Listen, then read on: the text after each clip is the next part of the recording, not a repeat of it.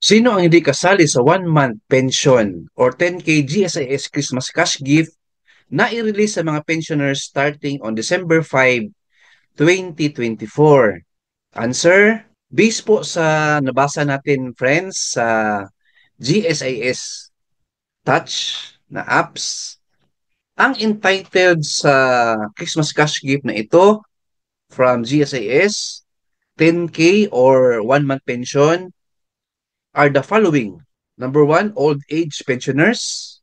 Number two, disability pensioners under Republic Act 8291, Republic Act 660, and PD 1146 who are in active status and have been receiving their monthly pension for at least 5 years as of November 30, 2024. So very clear po, friends, sila po yung makareceive old age pensioners and disability pensioners na active ang status at nakareceive po ng at least 5 years na po na monthly pension as of November 30, 2024. So kung hindi pa kayo 5 years na nakareceive ng monthly pension, sorry to tell you friends, hindi kayo kasali.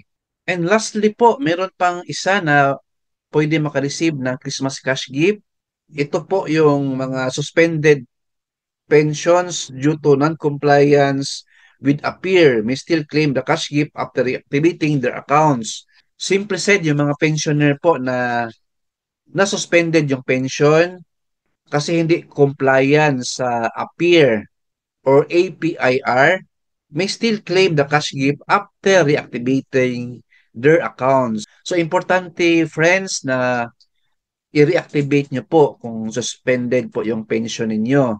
I-comply nyo lang po ang requirements ng APIR or APIR. Concerning that, punta kayo sa GSIS branch. Paano i-comply ito? Alright? So, sino talaga ang hindi kasali sa 1-month pension or 10K GSIS Christmas cash gift? Again, ang source of information natin is sa GSIS Touch na apps. Ang nakalagay doon or nakasulat, the following are ineligible to receive the cash gift are pensioners who availed of a 5-year lump sum and will resume the regular monthly pension after December 31, 2024.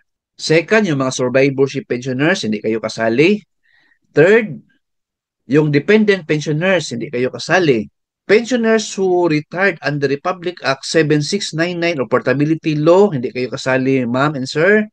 And those receiving pro rata pension, hindi rin kayo kasali sa Christmas cash gift ni GSIS na 10K or 1-month pension.